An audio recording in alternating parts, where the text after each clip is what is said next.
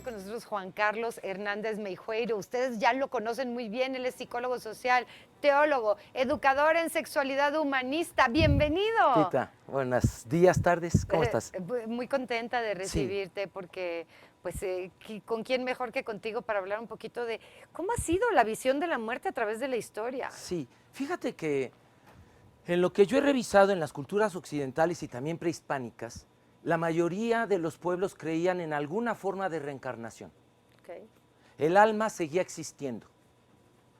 Incluso los griegos religiosos, que creían en muchos dioses, o los griegos ateos, como Platón, decían que el alma, siendo energía, no se crea ni se destruye. ¿A dónde se va? ¿A dónde se va? Aquello que constituye a Pita.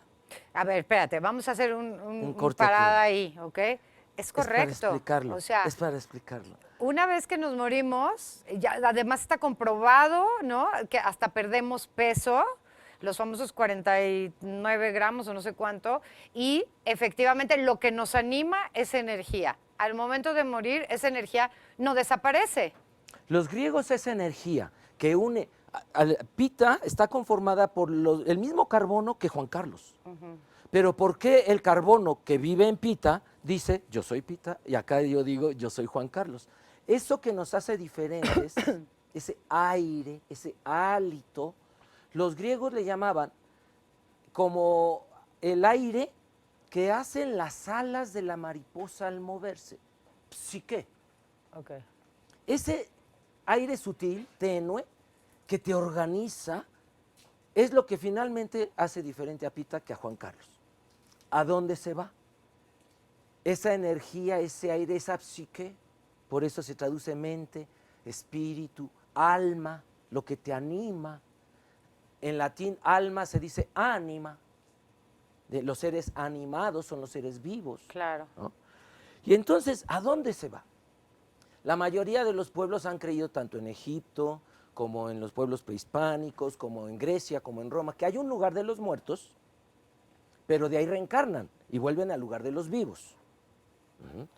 Y reencarnan, por ejemplo, los aztecas decían que había, tú y yo que ahorita nos estamos viendo y nos podemos ver y tocar, vamos en nuestra 10ª reencarnación. Había 9 dimensiones inferiores. Los españoles cristianos no lo pudieron traducir más que 9 infiernos. Ok. Y ellos decían, pero nos faltan 13 reencarnaciones, dimensiones. Los cristianos dijeron, que hay 13 cielos. Okay. Porque no lo podían traducir de otra manera, porque no creían en la reencarnación. Los pueblos que creen en la naturaleza, que repito, naturaleza se dice en latín pagus, los pueblos paganos creían que lo que se desintegraba era lo material, como dicen los budistas, y bien decía Ana Arjona, el agua se va al agua, la tierra a la tierra, mis gases al gas, ¿no? ¿Y la energía? ¿A dónde se va? La que se llama Juan Carlos. Los griegos decían que se iba a el Hades. Y había ahí un lugar especial, frío y oscuro, no con llamas, no con calor, era diferente, le llamaban el Tártaro, para los muertos malos. Y ellos tardarían más tiempo en volver a la tierra de los vivos para ir elevando sus dimensiones energéticas, cósmicas y seguirse elevando. O sea, era el infierno. Lo que después se tradujo en el cristianismo en el infierno. Okay. Pero sí podían salir, no era eterno. Tenían los griegos también, por ejemplo, el jardín de los Elíseos era el lugar a donde iban los buenos normales. Pero la isla de los Elíseos era donde los que ya llegaron a su última reencarnación, Aquiles, Patroclo, los grandes héroes, las grandes heroínas, ellas estaban en la isla de los Elíseos. Pero los que vamos en camino, pero ahí la llevamos, reencarnábamos en jardines elíseos. En el Hades había entonces el Tártaro y los jardines elíseos, el lugar de los muertos. Al lugar de los muertos se iban muertos buenos, muertos malos y muertos regulis, todos. No había una separación como después. San Agustín de Hipona, con el cristianismo, va a hacer esa separación Y por eso hoy se cree en el purgatorio, en el limbo, todas esas separaciones de cuartitos del inframundo, del más allá. Ajá. Los romanos copian a los griegos, creen en la reencarnación, y al lugar de los muertos le llamaban Arcadia. Arcadia. Y Arcadia para los romanos era el lugar de paso también, mientras estoy aquí viendo cuando regreso, reencarno y sigo mi elevación energética. Entonces la religión pagana, los cristianos también lo pudieron heredar, lo entendieron al principio, porque había judíos que creían en la reencarnación, los saduceos. Había judíos que no, que creían en la resurrección final de los muertos, los fariseos. Como San Pablo era fariseo, él creía en la reencarnación final de los muertos. Esta es la doctrina que se heredó al cristianismo. Pero hubieron cristianos que venían de los judíos saduceos, que creían en Jesús como Mesías, pero creían en la reencarnación. Y entonces no le tenían miedo a la muerte. Jesucito, si en esta vida no pude ser lo chido que yo quería, prometo que en la próxima le echo más ganas. Ok, ajá. Entonces la muerte era un pasaje. En hebreo se dice Pesaj, de ahí viene Pascua, paso, pasaje. Entonces la muerte era una Pesaj, era un pasaje. No era un castigo eterno donde te vas a chichinar todos los siglos de tu vida porque fuiste malo. No, no había miedo a un juicio divino. Los fariseos sí creían, los saduceos decían no. El alma se va perfeccionando a sí misma conforme va reencarnando. Los griegos creían lo mismo, por eso a los saduceos se les acusaba de ser judíos helenizados o con influencia griega, porque entre otras cosas, entre otras costumbres griegas y romanas, creían en la reencarnación. Perdón, en el pueblo azteca y en los pueblos prehispánicos, Bernal Díaz del Castillo, en la verdadera historia de la Nueva España, va narrando desde que llegan a Coatzacoalcos y él no tiene los pruritos que tienen los cronistas que son evangelizadores. Él es soldado, él es muy crudo en lo que narra. Y él dice que una de las cosas que nota es que no lloraban a sus muertos en la Gran Tenochtitlan, que se emborrachaban y que contaban chistes del difunto. Cosa que también nosotros hacemos, ¿verdad? Ya está mezclado. Sí. Ya es un funeral tipo Chava Flores, Sí. donde pues los primeros cristianos tuvieron que contratar españolas que vinieran a llorar a los funerales indios, indígenas, Okay. y se vuelve todo un oficio en la colonia española. Las lloronas. Las plañideras. ¿Planideras? Plañideras. Plañideras. Y se les pagaba por hora, Ajá. como mariachi. Y eso llegaban a hacer, Y a entonces llorar. las plañideras y las rezanderas se ponían adentro con el cadáver y los indios afuera se emborrachaban y contaban chistes del difunto. Claro. Y hoy vamos a un funeral católico, mexicano o cristiano en general y pasa similar. Sí, claro. Bueno, sobre todo cuando todavía se realiza con cuerpo presente en casas, en domicilios. Cuando ya es en funerarias no se permite el alcohol, no se permite ciertas cosas que se podrían permitir en tu casa. Algo importante es la comida relacionada a los muertos. Como vimos en la cápsula y bien nos decía Paco Diablo, que no es prehispánico, el pan de muerto no es indígena, no había trigo aquí. Aquí lo trajeron los españoles el trigo, no había azúcar, por eso no había calaveritas de azúcar. Pero Bernal Díaz del Castillo dice que cuando preguntan a los indios que por qué no lloran a sus muertos, él dice, no, pues es que como el compadre Ramón era tan bueno que el sacerdote azteca dio la autorización de que sus carnes las pongamos en una comida que ellos llaman tamali. Entonces ya existían los tamales de Por supuesto. humano, oh Sí, Dios por santo. supuesto. O pozole. Necesitamos, no, espérate, no continúes con más. Necesitamos hacer una pequeña pausa. Le vamos a llamar al chamuco para que se integre a esta conversación. Nos tienes a todos así, mira. Así que continuamos platicando con Juan Carlos Hernández Meijoiro. Venimos. Yo de verdad insisto que las escuelas deberían de tener, todas las escuelas deberían de tener a maestros como Juan Carlos Hernández, que nos cuenta la historia de una manera tan increíble que lo entendemos de una forma súper fácil. Pues es que yo tuve buenos maestros de historia y malos maestros de historia y quise copiar a los buenos para platicarla en una manera en que nos interese. Pero también en la manera en la que cuentas las historias, Juan Carlos, hace que nosotros, está el foro callado, la cabina callada, escuchando esta importancia de la muerte a través de la historia, Sí. y más de nuestra historia y de nuestras Sí, raíces, sí. ¿no? Justamente estaban hablando Sí. del pan de muerto, Exacto. y que en realidad eran los tamales los que estaban Sí. puestos con carne humana. Ahora, ¿por qué tanto simbolismo con el sacrificio y el desprendimiento de la vida para ofrecerla? Porque era un camino. Si la mujer se dejaba, también la mataban y le echaban a la tumba con el Señor. Mataban al perro para que lo acompañara y le echaban un montón de tortillas. La señora era para hacerle tortillas en el camino, porque iba camino al Mictlán. El Mictlán es muy importante esto. Mictlán Tecutli, el Señor de los Muertos, tenía su pirámide en lo que hoy es Tepito. Ok. Cuando llega el cristianismo y se mezcla, el Señor de los Muertos, que era una calavera, y su mujer Mictlantecihuatl, pues nada más la dicen de Virgen María, pero sigue siendo calavera y va generando un nuevo ser mítico de veneración que es hoy la Santa Muerte. Justamente yo te iba a preguntar que si es la Santa Por Muerte. supuesto, por supuesto. La veneración a la muerte, y por eso, por ejemplo, existían todos los cráneos en los, se me fue ahorita el nombre en náhuatl, mi amigo Javier Lizárraga me recorda los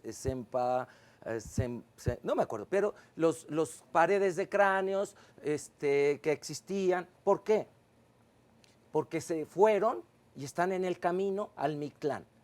Hay un señor de la muerte, hay una señora de la muerte, pero al Mictlán se iban buenos, malos y regulares. Es que si nos ponemos a hacer un resumen de todas las cosas que nos han contado y conocemos de manera general, claro, están los sacrificios para la abundancia de la tierra, están en los mayas los sacrificios en los cenotes sagrados de las grandes vírgenes ataviadas con oro para la madre naturaleza, están esos sacrificios de quien gana el juego de pelota es porque ya terminó todo lo que tenía que hacer en esta vida, vámonos a la siguiente. Esta búsqueda del inframundo o de la siguiente vida que representaba la muerte, ¿por qué los obsesionaba tanto? Es como a nosotros, por lo desconocido, porque recuerdo después de la muerte de un ser muy querido, cuando el cura leyó y dijo, fulano de tal dejó de existir, a mí me retumbó, dije, dejó de existir.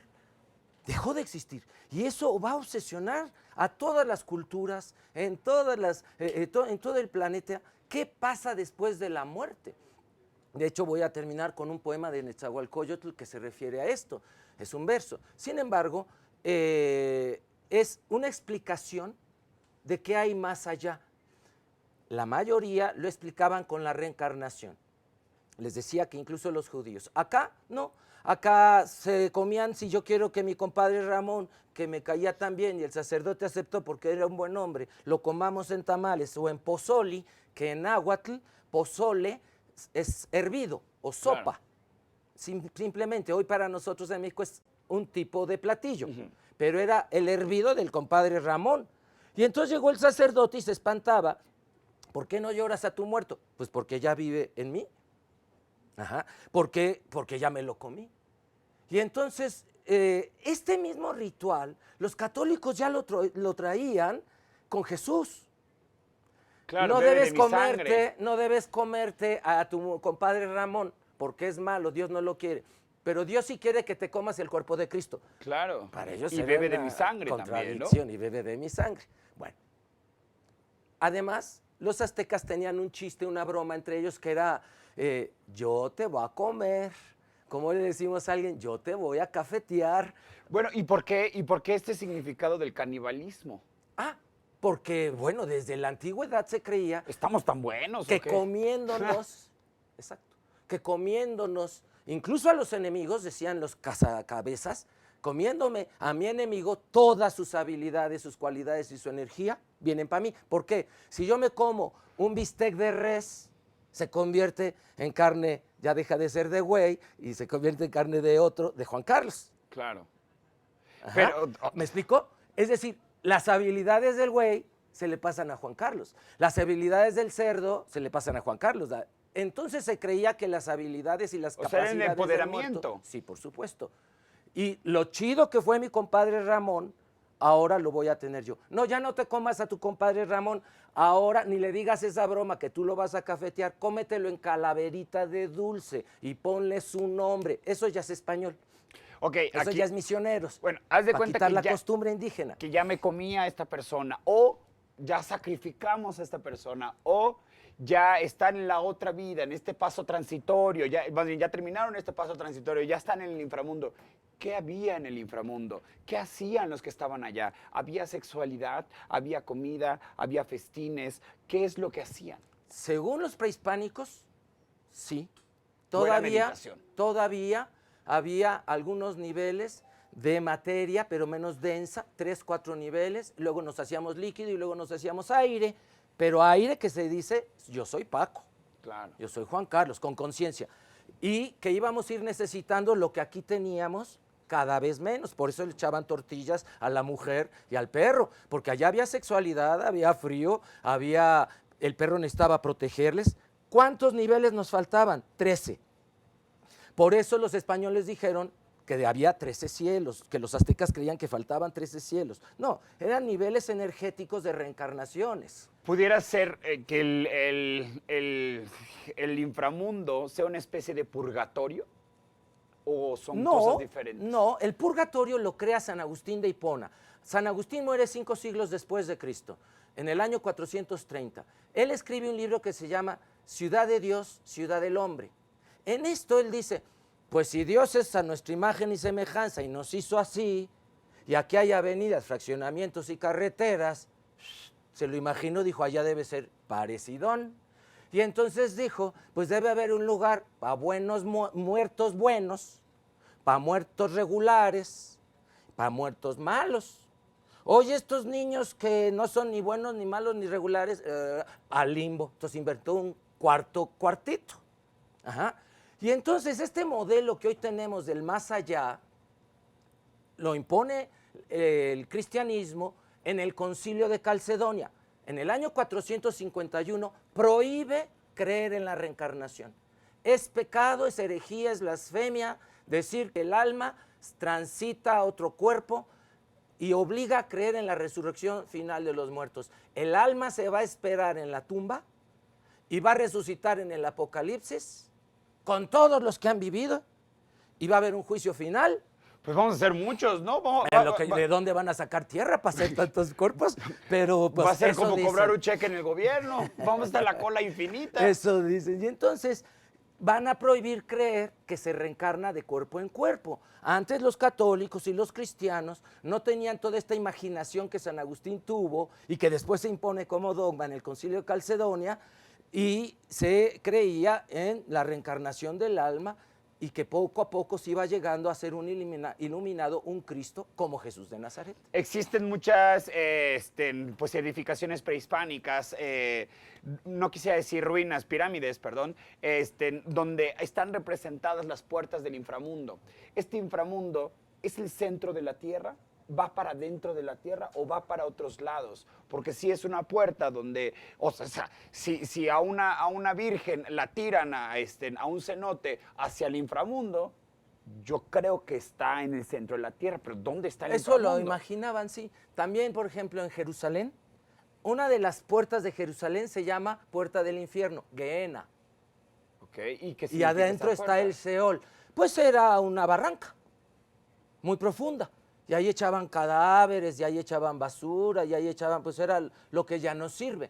Entonces, cada cultura ha tenido un lugar por donde se entra allá, y hay que hacer rituales para que nos dejen acceder allá. Lo cierto es que nadie sabemos. Mira lo que dice Netzahualcóyotl. Dice, todo se quiebra, aunque sea de oro. Todo se rompe, aunque sea de jade. Todo se rasga, aunque sea plumaje de quetzal. Nadie vino a esta tierra a vivir eternamente. A esta tierra, a morir, todos hemos venido. Incluso los príncipes y los reyes a morir vinieron. Todos tendremos un día que enfrentar a solas la región de la oscuridad, de la duda y el misterio. ¿Acaso hemos venido entonces en vano a la tierra? Dejemos al menos nuestros cantares. Qué bonito, qué bonito. Y ahorita que decías justamente de este lado oscuro, para toda esta gente que sí tiene que ver, o más bien en nuestra actualidad, tiene mucho morbo y mucha obsesión esta gente que dice tener el poder del lado oscuro, el poder de la magia, el poder, porque es un símbolo como de yo conozco lo que tú no conoces, entonces yo le puedo dar a tu vida lo que tú necesitas, ¿no? Un día podemos hacer un programa sobre la historia del oscuro o la historia del diablo. Pues vamos a hacerlo. Es decir, se fue construyendo también a través de la mezcla de las culturas hasta lo que hoy conocemos. Quisiera hacerte una pregunta, respuesta corta, pero me da miedo ver, porque no vas a, ver, o sea, sí. no vas a poder Me aviento. resumirlo. Pero bueno, cuando está en el inframundo, ¿todos somos la muerte o hay una muerte esperándonos? Todos somos la vida y todos somos la muerte. Es decir, la conciencia cósmica es unicidad. Lo que nos hace sufrir es pensar que estamos separados. Pues sí, tienes mucha razón. Juan Carlos Hernández, psicólogo social, teólogo y educador de sexual humanista, platicando sobre esta visión de la muerte a través de la historia. Qué magnífico estar en una plática contigo. De Muchas verdad, gracias, Juan Carlos. Paco, Gracias por igualmente. estar con nosotros.